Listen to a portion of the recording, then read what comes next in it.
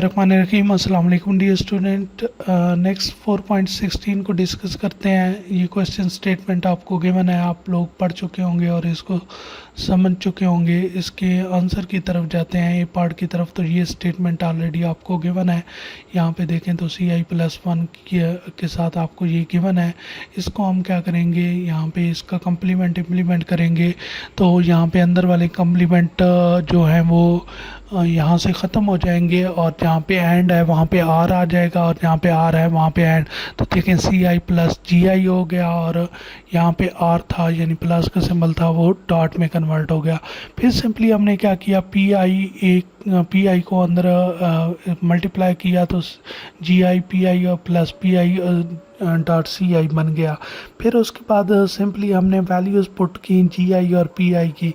तो यहाँ पे देखें GI की भी वैल्यू गिवन है AI.BI, और PI की भी वैल्यू गिवन है AI+BI। तो इस GI और यानी ये वाला जो GI है इसकी जगह और इस PI की जगह हमने वैल्यूज़ पुट कर दी।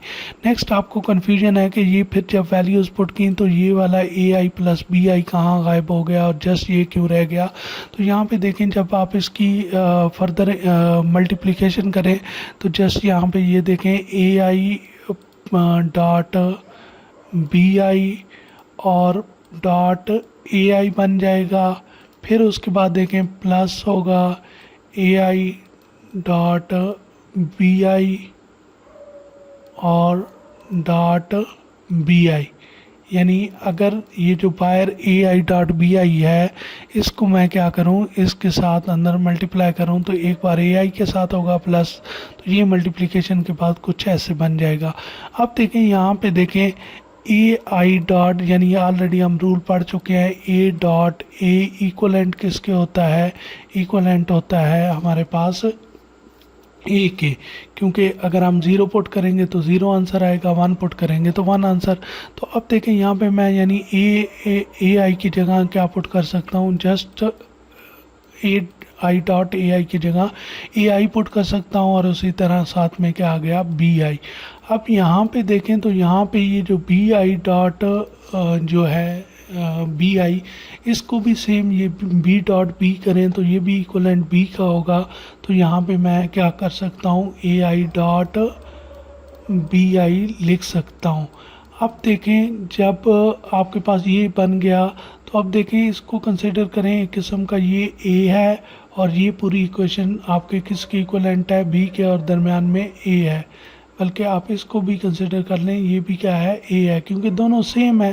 तो यानी अगर आपके पास ऑलरेडी हमने एक पढ़ा हुआ है A+A हो, तो फिर होता क्या है कि वो इक्वलेंट किसके होता है, A के होता है। यानी A+A भी हमारे पास इक्वलेंट A के होता है, A.A भी इक्वलेंट किसके होता है, A के होता है। तो अब यहाँ पे ये क्योंकि AI.BI प्लस AI.BI, तो ये किसके इक्वलेंट आ जाएगा, सेम AI.BI के इक्वलेंट आ जाएगा। तो इस तरह हमारे पास यहाँ पे आंसर क्या आया, यानी नेक्स्ट जो लाइन लिखी हुई है वो AI.BI जस्ट लिखा हुआ है और ये ख़त्म हो गया। फिर उसके बाद ये सेम प्लस PI.PICI। फिर उसके बाद आप इसकी जगह यानी इस AI.BI की जगह दोबारा GI पुट कर सकते हैं प्लस PICI। तो नेक्स्ट ये हमारी इसी तरह यानी इसको सॉल्व किया गया है। फिर देखें आपने सेम GI को यहाँ पे यानी सेम AI.BI फिर PI की आपने वैल्यू यहाँ पे पुट कर दी। फिर उसके बाद आपने क्या किया, इसको फर्दर सॉल्व किया तो आपके पास आंसर आ गया। तो आप उम्मीद है आपको समझ आ गई होगी। अगर किसी किस्म की कोई कन्फ्यूजन होती है तो फिर भी आप पूछ सकते हैं। थैंक यू सो मच, ख्याल रखिएगा, अल्लाह हाफिज़।